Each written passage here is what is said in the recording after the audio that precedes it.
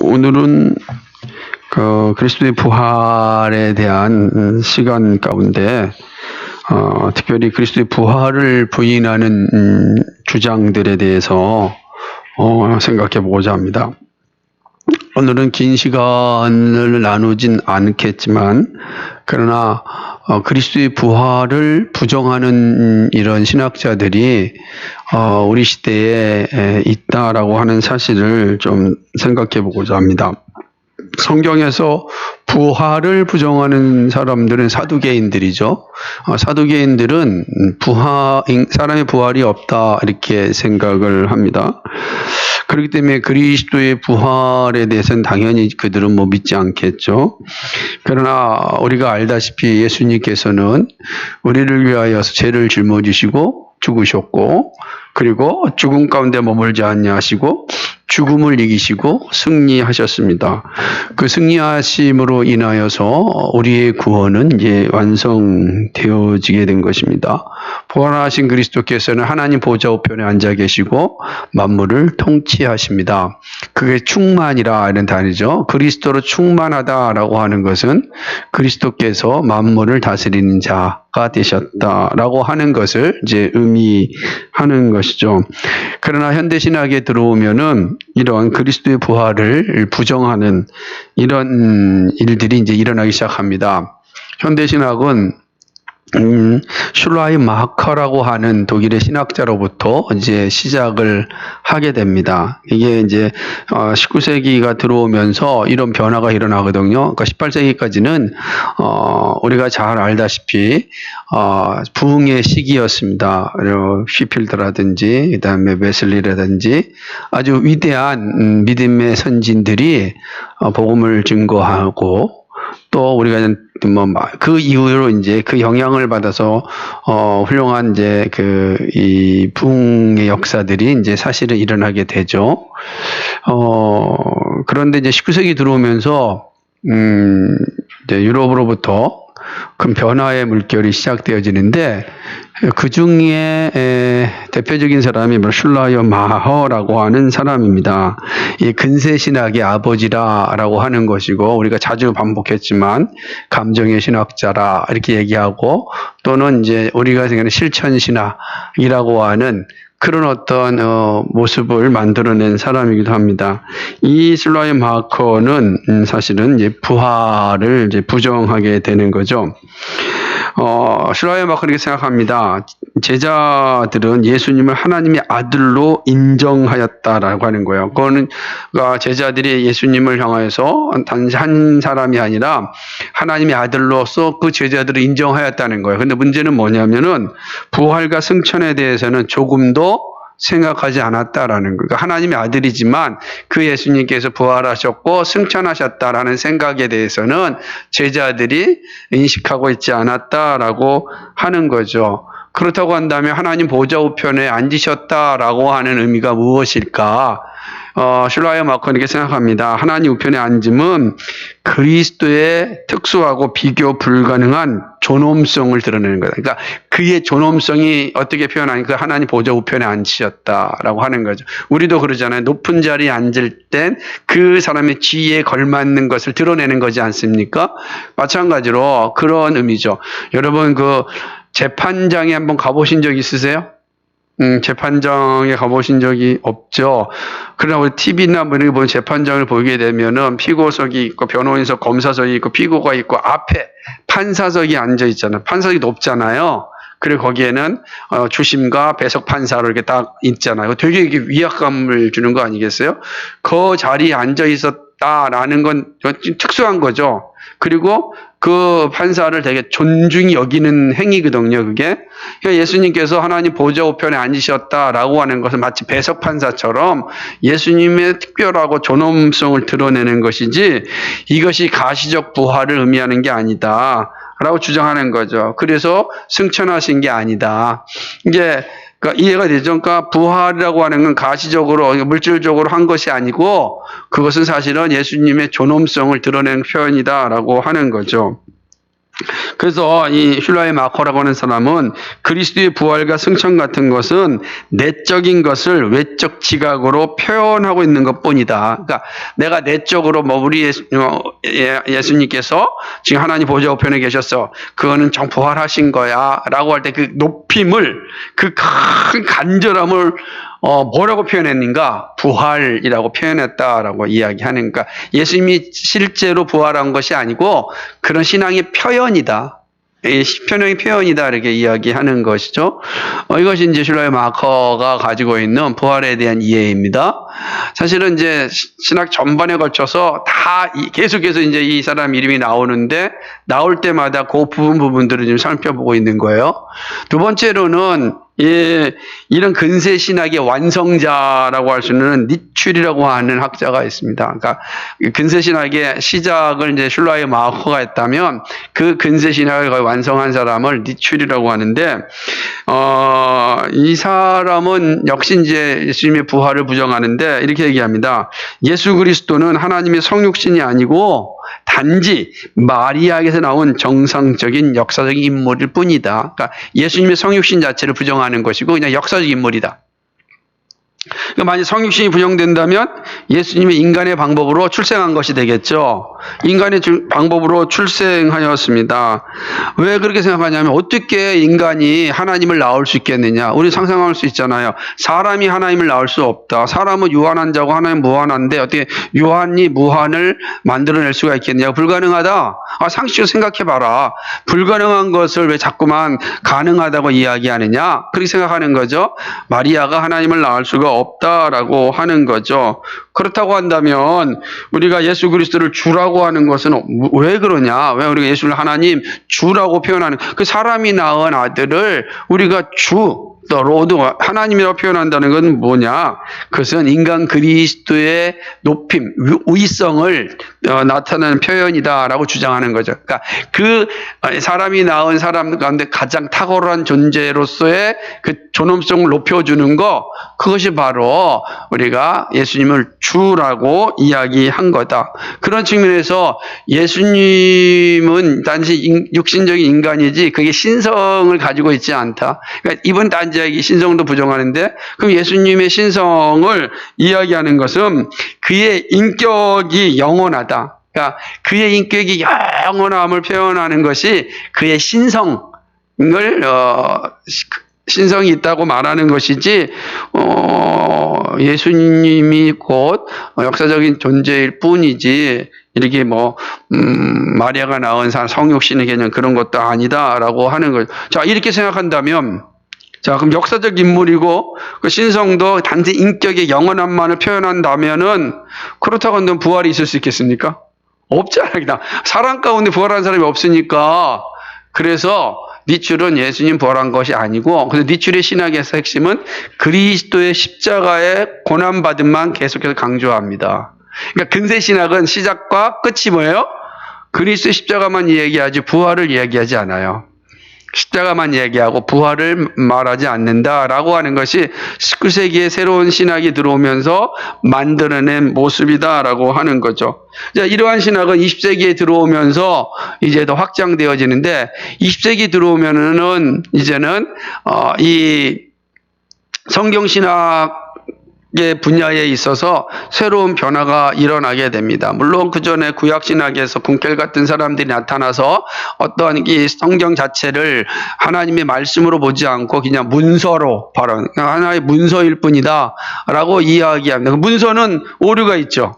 문서는 오류가 있으니까 문서설로 이제 이야기하면서 오류 있는 문서설로 이야기하는 그런 이제 흐름이 있었다면, 특별히 신약에 들어오면서 성경을 역사적 비평 방법으로 이제 바라보는 이제 그 신학적 흐름이 나타나게 되는데, 아마 불투만 같은 사람이 역사 비평학의 이제 대부라고 할 수가 있는 것입니다. 그러니까 성경을 역사적 비평의 관점으로 보는 것이죠. 그렇게 본다면 불투만 이렇게 얘기합니다. 부활을 십자가의 의미라고 하여 역사적, 사실적 부활을 전적으로 부정하였습니다. 그러니까 십자가의 부활이 뭐냐? 십자가의 의미다. 의미일 뿐이다라고 이야기하는 거죠. 그래서 이 사람들은 역사적으로 성경을 볼 때 사실은 이게 증명되지 아니한 것은 이것은 존재하지 않는 거니까 이걸 신화의 관점으로 본 거죠. 성경에 그렇게 기록된 건 뭐냐? 신화다라고 하는 거예요. 그러니까 예를 들면 성육신도 신화. 우리가 박혁허에서 알에서 태어나는데 신화라 그러잖아요. 당군 신화라. 그런 단순히 신화이지 예수님이 진짜로 보란 게 아니다. 그것은 그 이제 성경 자체를 하나의 말씀으로 받지 않고 역사적 문서로 바라보고 역사적으로 비평할 때 나오는 그런 결론에 이르게 되는 것이죠. 성육신이 신화다라고 이야기하는 것입니다. 그럼 성육신이 신화라고 한다면 예수님의 부활도 신화가 되는 거예요. 예수님의 부활도 단지 신화이지 그게 사실이 아니다. 그래서 그런 신화적인 이야기들을 역사적 문서를 통해서 이제 보는 거. 여러 문서를 보니까 그런 어떤 신화적 이야기들이 되게 많죠. 그러니까 이것도 하나의 신화적인 이야기지 이게 사실의 이야기가 아니다라고 하는 것이죠. 그렇다고 한다면 성경이 부활이 있다라고 하는 걸 어떻게 이해할 것인가? 있잖아요. 부활이라는 거. 이 사람 어떻게 생각하냐면 이거는 예수님이 예수님이 부활하였다라고 선포한 거예요. 그러니까 실제로 부활한 게 아니라 제자들이 예수님을 향하여 그 예수님은 부활하여서 지금 우리와 함께 있다라고 선포했다는 거예요. 그 선포한 것을 믿음으로 받은 거예요. 믿음으로. 그러니까 부활하였다고 믿는 것이 부활이라 이렇게 얘기하는 거예요. 그러니까 실제로 부활한 것이 아니라 제자들이 예수님이 부활하였다라고 선포하였잖아요. 그 선포한 사실을 내가 믿는 게 부활이다라고 이야기하는 거죠. 이 역사 비평학 방법을 가지고, 그러니까 역사 비평학은 성경, 예를 들면 경전이라고 그러죠. 사람들은 성경 자체를 역사적으로 분석하고 비평하는 방법이에요. 그 방법을 한국에서 가장 잘 사용하는 사람이 누구냐면은 바로 도올 김용옥입니다. 도올 김용옥은 바로 이런 역사 비평학으로 불교 경전도 해석하고 그 사람들이 요한복음 최근에는 마가복음 이렇게 주석서를 쓴 것은 그 사람이 쓸 수는 있어요. 근데 어떤 방법으로 쓰냐면 지금 불투만의 역사 비평학의 방법으로 다 성경을 씁니다. 그러면 그 관점 생각하면은 도올 김용옥이 제가 책을 안 봤지만은 그가 쓴 책 자신의 경전을 해석하건 이렇게 하겠다라고 본인이 쓴 책을 제가 읽어봐서 아는데 지금 잘 안 나는데 오래전 쓴 책인데 절차탕마 대기만성이라는 책에서 자기가 하는 학문의 방법론을 이제 설명한 책이에요. 그 책의 기준으로 생각해 볼 때 마가복음이나 요한복음에 나타난 예수님 자체는 철저하게 성경이 가르치는 계시적 관점에서 예수님이 아니고 문서적 관점에서 이제 보게 되겠죠. 그렇게 된다면 당연히 거기서도 부활을 선포로 이야기했을 겁니다. 그러니까 이 제자들이 선포한 것을 믿는 게 그게 부활이다라고 하는 거죠. 이게 불투만이라고 하는 사람이 이야기하는 내용인 것입니다. 그러니까 이게 이제 20세기의 자유주의 신학자들이 가지고 있는 중요한 거, 이런 것들이 이제 아주 엄청나게 영향을 미치고 있는 것 아니겠습니까? 그래서 가끔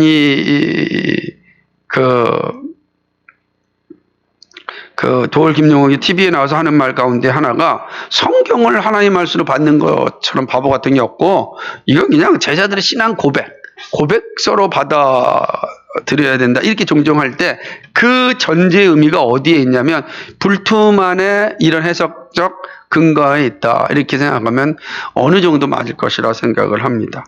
그리고 이제 그의 제자였던 몰투만이라고 하는 사람이 있습니다. 이분 이제 최근에 돌아가셨는데, 몰투만은 희망의 신학자라고 이제 보통 이렇게 됩니다. 이분은 주로 이제 그 신학적인 해석에 있어서 그리스도의 승리, 그 희망을 이제 매우 강조했던 그러한 대표적인 독일의 신학자이기도 합니다. 그래서 근세까지 가장 많은 영향을 미쳤던 그런 분이고 그래도 이분은 십자가상의 그리스도를 많이 드러냈던 분이죠. 근데 이제 이렇게 얘기한 거죠. 근데 이 사람 어떻게 생각하냐? 그리스도의 부활을 미래 하나님의 영광에서 예수의 미래를 예상한 것이다. 이렇게 주장하는 것입니다. 그러니까 부활을, 그러니까 미래의 하나님의 영광을 바라볼 때, 부활은 뭐냐? 바로 예수님의 미래가 이럴 것이다. 라고 이제 예수님의 미래가 어떨 것이다? 바로 이제 이런, 하나님의 영광의 관점에서, 바라볼 때 부활은 실제적으로 부활한 게 아니라 바로 예수님의 미래가 이게 하나님의 영광 가운데 있을 것이다 생각을 하는 거죠. 다시 말하면 전통적인 신학에서 말하는 재림과 심판은 다 신화예요. 불투만이 얘기한 것처럼 재림도 없어요. 그 다음에 이 심판도 이게 신화적인 이야기지 실제로 존재하지 않을 거다라고 하는 것입니다. 그래서 어떤 묵시론적인 소망의 상징을 취택한 것이다. 그러니까 묵시론적이라는 것은 이제 종말론적인 거거든요. 그 종말론적인 그 소망, 그죠? 그 소망이 뭐냐? 그걸 어떻게 표현할 수 있겠는가? 여러분, 종말론적인 어떤 소망을 우리 갈지도 못했잖아요. 보지도 못했잖아요. 그죠? 새하늘과 새 땅, 이 종말론적인 거잖아요. 이거를 어떻게 이해할 수 있겠는가? 그죠? 이걸 어떻게 표현할 수 있겠는가? 그때 그 표현하는 방법이 부활이다. 이렇게 얘기한 거예요. 부활이다. 라고 하는 거죠. 그러니까 예수님의 육체적이고 인격적인 부활은 다, 신화지, 신화. 실제라는 것이 아니고 그 묵시론적 소망의 상징이다. 묵시론적 소망의 상징. 종말론적인, 앞으로 올 그 미래의 그 소망을 어떻게 표현할 거냐. 그 영광스러운 승리의 상황을 뭐라고 표현할 거냐. 그 부활이다라고 하는 거예요. 십자가의 승리의 그 영광 뭐라고 표현할 거냐. 부활이다. 그러니까 부활은 일종의 상징이다. 신화다. 이렇게 이제 이야기하는 거예요. 이 사람 입장에서는 육체적이고 인격적인 부활은 없다. 이게 이제 몰투만이라고 하는 사람이 부활에 대한 이해인 거죠. 그리고 이제 칼 라너라고 하는 사람이 있습니다.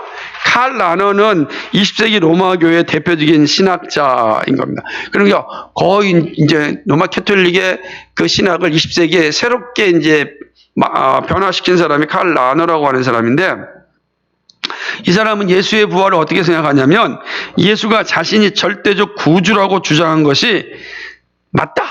나는 주장이 부활이야. 나는 예수님께서 절대적 구주.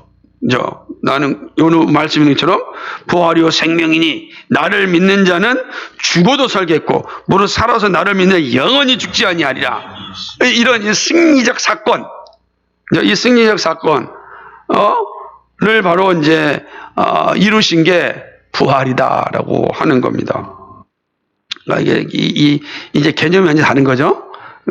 그러니까 이들도 예수님의 그 성육신 자체를 신화라고 주장하는 것입니다. 그래서 예를 들면 우리가 제자들이 예수님이 부활하였다라고 그렇게 이야기했을 때 그거는 제자들의 믿음 안으로 부활한 거예요.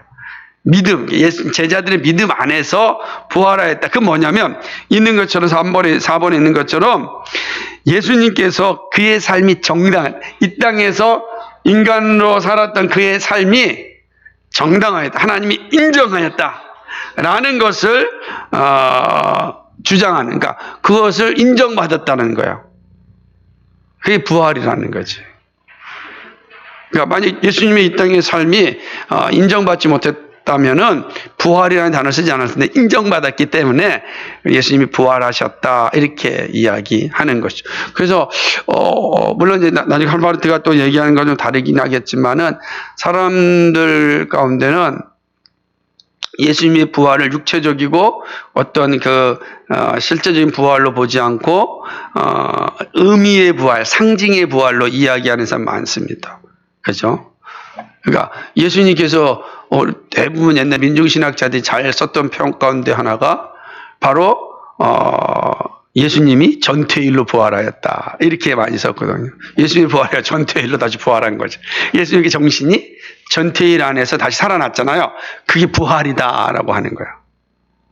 이게 부활이나 이해가 되시죠? 그러니까 우리는 부활을 인정하는데 그 부활은 단지 이 육체적이고 실적인 부활을 얘기하는 게 아니라 정신이 다시금 부활한 거죠. 그래서 그걸 부활이다 이렇게 쓰는 거죠. 그러니까 여기 나눠같이 이야기한 것처럼 예수님의 삶이 정당화했다는 것을 획득한 그 사건을 부활이라 이렇게 표현한다라고 볼 수가 있는 겁니다. 이제 마지막으로 이제 20세기의 가장 중요한 신학자죠. 자유주의 신학자는 아니지만은 우리 이 사람을 신정통주의 신학자다 이렇게 정통주의인데 새로운 정통주의라고 하는 거예요. 이분은 칼빈을 잘 많이 인용했지만 그러나 칼빈의 정신과 함께할 수 없는 그런 자신만의 주장을 너무 많이 했다. 그래서 우리는 신정통주의다 이렇게 이야기하는데요. 이렇게 얘기합니다. 칼바르트는 부활은 인간 예수를 하나님의 아들의 자리에 앉힘이다. 부활이 뭐냐? 인간 예수를 하나님 자리에 앉힌 사건을 부활이라 이렇게 본 거예요. 이거 잘 재밌습니다. 제가 설명할 텐데. 그러니까 육체적이고 실제적인 부활이 아니라 부활이라는 것은 바로 이 인간 예수를 하나님의 자리에 앉은 것, 그걸 부활로 보는 거예요. 부활이라는 단어를 이렇게 보는 거예요. 다시 살아났다라고 하는 걸 인간 예수가 하나님의 자리에 앉힌 거다라고 하는 거죠. 그게 뭐냐면 예수 그리스도는 그냥 역사적으로 나서 살다가 죽음으로 끝난 존재예요. 역사 속에 살다가 역사 속에서 죽음으로 끝난 존재다라고 하는 거죠. 그러면 예수님이 누군가라고 볼 때 예수 그리스도는 하나님의 성육신이 아니다. 성육신이 아니고 예수님은 누구냐면은 여러 번 반복한 것 같은데 하나님 경륜의 시작이다라고 하는 거예요. 무슨 말입니까? 경륜이라는 거. 하나님의 구원, 창조 경륜, 구원 경륜 우리가 계속해서 듣고 있지 않습니까? 하나님이 우리 하나님 되고 우리가 그의 백성 되는 거예요. 하나님의 자녀로 삼는 겁니다. 이게 하나님 원래 경륜이에요. 하나님의 계획이란 말이에요. 놀라운 계획이에요. 이 계획이 누구를 통해서 이루어졌습니까? 이 계획이 완성이 시작이 이제 볼 때 이거를 예수 그리스도다. 그러니까 하나님의 경륜의 시작이 뭐냐? 예수 그리스도다. 그러니까 예수님이 성육신한 것이 아니고 인간 예수였는데 하나님께서 그 자신의 경륜의 시작을 예수님으로 삼으셨다라고 하는 거죠. 그래서 하나님께서 인류를 예수님으로 말미암아 구원하기로 작정하셨다라는 거죠. 그렇게 되다 보니까 구원은 뭐냐? 죄와 사망에서 구출하는 게 아닙니다. 그러니까 칼바르트의 말하기를 우리의 구원을 죄와 구원에서 우리를 구출하는 게 아니에요. 뭐냐면 하나님 존재에 우리를 동참케 하는 것을 구원이라 그러는 거예요. 그래서 제가 얘기할 때는 결국은 궁극적으로 모든 사람이 하나님의 존재에 동참하게 하는 거죠. 그게 이제 칼바르트가 말하는 은총의 신학인데 그렇게 되는 겁니다. 그러니까 우리의 죄와 사망에서 우리를 구원하는 것이 아니라 그걸 구원이라고 표현한 구원은 우리 모두가 하나님의 존재에 동참하는 거다. 그럼 뭐가 필요 없습니까? 그리스도 십자가가 필요 없게 되는 거죠. 그죠? 그게 사실 약화된다는 거죠. 그래서 예수님이 하나님의 유일한 말씀이고 이 존재의 동참을 이루었으므로 그걸 참 하나님이라고 부르는 거예요. 그러니까 이 말도 마찬가지예요. 그러니까 하나님의 유일한 말씀이 예수님이시란 말이에요. 그 예수님께서 사실은 하나님의 말씀을 온전히 이름으로 존재의 동참에 이루었다. 그러므로 우리를 예수님을 하나님이라 이렇게 이야기한다는 거죠. 그러니까 그냥 단지 역사적 인물이었단 말이에요. 역사적 인물이었는데 하나님의 경륜 구원을 예수님이 이루었기 때문에 우리는 그 예수님을 하나님의 영원한 말씀이요 하나님의 아들이다 이렇게 불러야 된다는 거예요. 다 어려운 신학 공부를 하지만 그래도 한번 잘 생각해 보세요. 무슨 이 의미가 되는 거죠. 그러니까 예수님이 역사 속에 태어나고 역사에 끝난 존재예요. 그런데 왜 예수님이 중요하냐면 하나님께서 예수님을 구원 경륜을 이루는 시발점과 완성자로 삼았다는 겁니다. 그리고 예수님께서 그 하나님의 구원을 이루었단 말이에요. 그래서 예수님을 하나님의 영원한 말씀이다. 하나님의 아들이다. 이렇게 인정하셨다는 것입니다.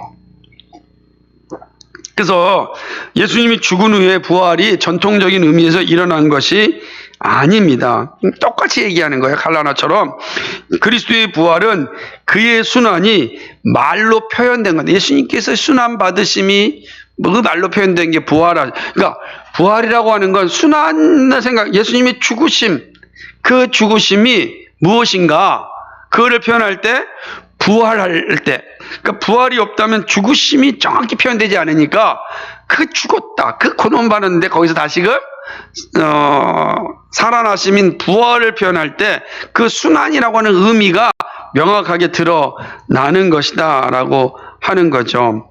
그러니까 하나님이 이제 이 시간 안에 계심을 의미하는 것입니다. 그러니까 이런 측면을 본다면 전통적 의미에서의 부활은 칼바르트에서 일어나지 않습니다.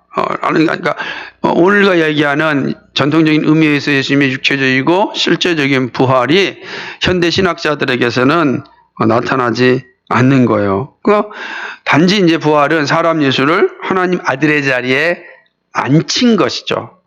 그렇죠?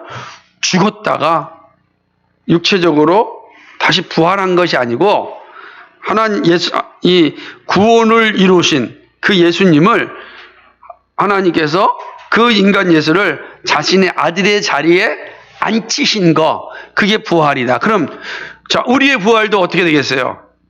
예수의 그리 십자가의 죽으심을 통해 이루어지는 것이 아니고, 하나님의 은혜로 그의 말씀이 우리를 하나님의 자리에 동참케 하면, 누굴 통해서? 그리스도를 통해서 동참케 하면 그게 바로 우리의 부활이다라고 얘기하는 거예요. 완전히 다르죠.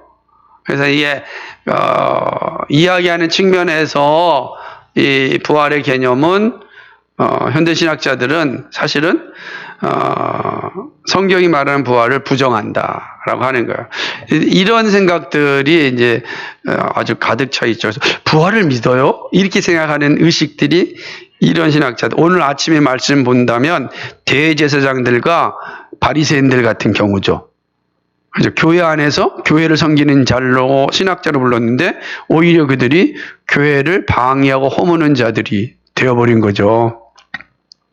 저는 그래서 현대 신학자들의 모습이 이러지 않을까. 그래서 현대 신학자들이 우리에게 아주 삶에 아주 좋은 생각들을 주지만, 그죠? 왜냐하면 실질적으로 우리의 삶을 어떻게 살아야 될 것인가에 대한 좋은 제안들을 주지만, 그러나 성경이 말하는 바른 교리에서는 우리를 이탈하게 만들었다라고 하는 거죠. 그래서 어떤 사람들은 과연 현대 신학자들을 그리스도인이라고 부를 수 있을까, 이렇게 질문하기도 합니다. 그만큼 이제 성경의 가르침에서 벗어나 있고, 특히 우리의 가장 핵심인 이 부활이 이제 부정되어지는 것이 현대 신학의 한 흐름이었다라고 할 수가 있는 것입니다. 오늘은 이제 오후 시간이 있어서 이 정도로 좀 마치도록 하겠습니다.